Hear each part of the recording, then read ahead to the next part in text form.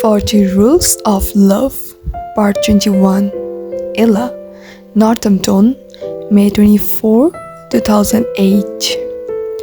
Breakfast is the most important meal of the day. Being a big believer of this saying, every morning, weekdays and weekends alike, Ella made her way to the kitchen. A good breakfast, she thought, set the tone for the rest of the day.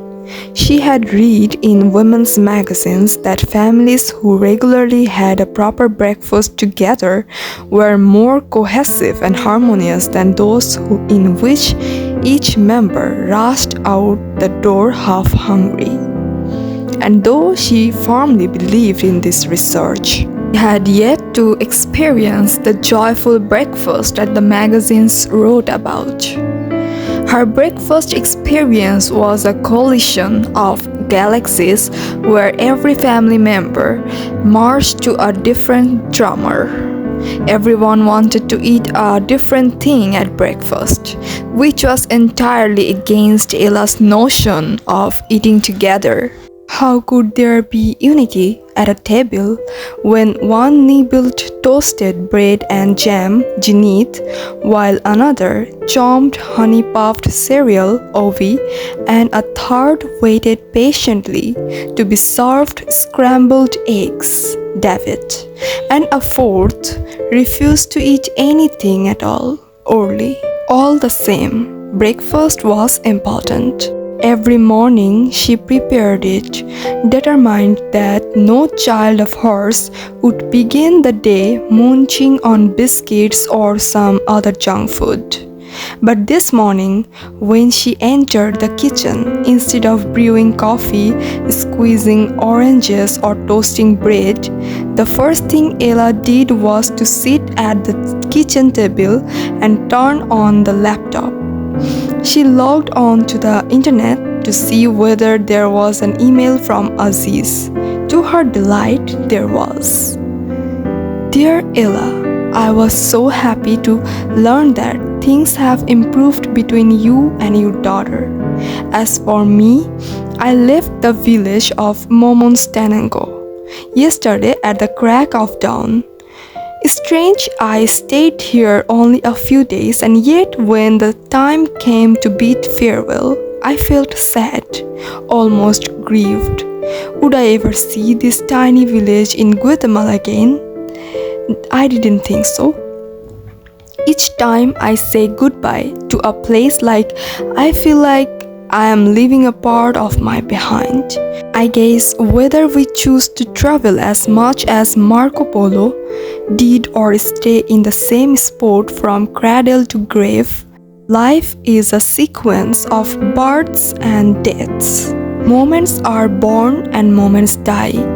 For new experiences to come to light, old ones need to wire away. Don't you think? While in Momonstanango, I meditated and tried to visualize your aura. Before long, 3 colors came to me: warm yellow, timid orange, and reserved metallic purple.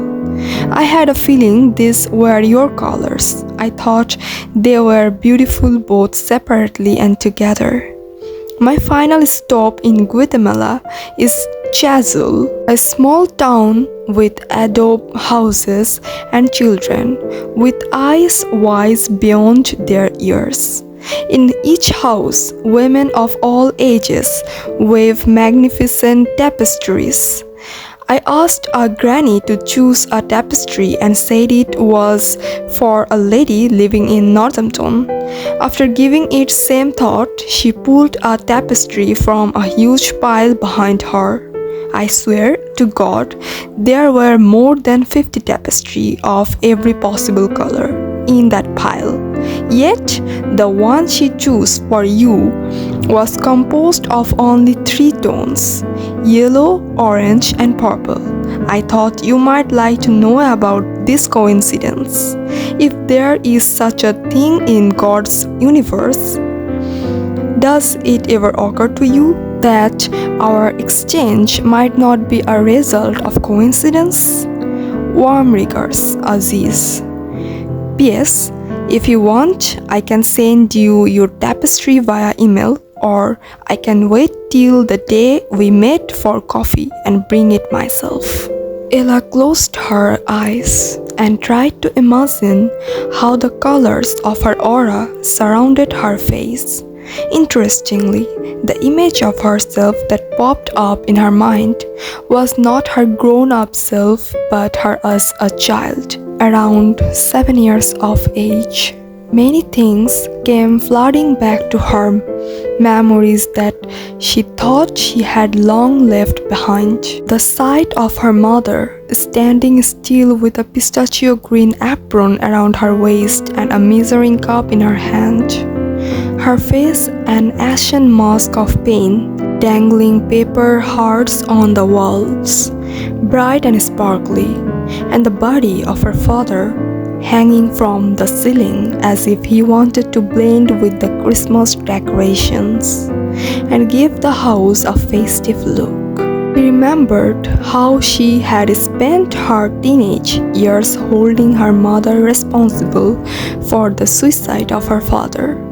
As a young girl, Ella had promised herself that when she got married, she would always make her husband happy and not fail in her marriage, like her mother.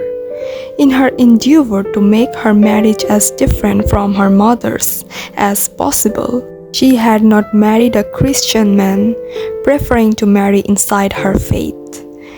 It was only a few years earlier that Ella had stopped hating her aging mother, and though the two of them had been on a good terms lately, truth was, deep inside, she felt ill at ease when she remembered the past. Mom, earth to mom, earth to mom. Ella heard a ripple of giggles and whispers behind her shoulder. When she turned around, she saw 4 pairs of eyes watching her with amusement. Orly, Ovi, Jeanette, and David had for once all come to breakfast at the same time and were now standing side by side inspecting her as if she were an exotic creature. From the way they looked, it seemed they had been standing there for a while, trying to get her attention. "Good morning, you all," Eli smiled. "How come you didn't hear us?" Orly asked, sounding genuinely surprised.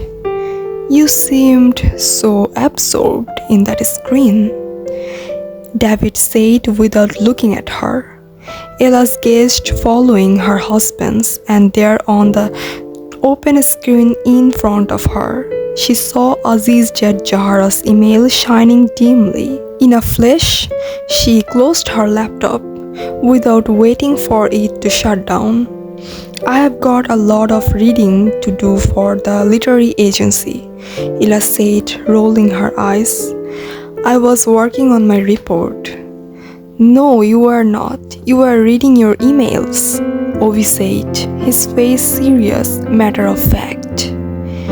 What was it in teenage boys that made them so eager to detect everyone's flaws and lies? Ella wondered, but to her relief, the others didn't seem interested in the subject. In fact, they were all looking somewhere else now, focused on the kitchen counter. It was Orly who turned to Ella, voicing the question for them all. "Mom, how come you haven't made us any breakfast this morning?" Now Ella turned to the counter and saw what they had seen. There was no coffee brewing, no scrambled eggs on the stove, no toast with blueberry sauce. She nodded repeatedly, as if agreeing with an inner voice that spoke an undeniable truth. Right, she thought. How come she had forgotten the breakfast?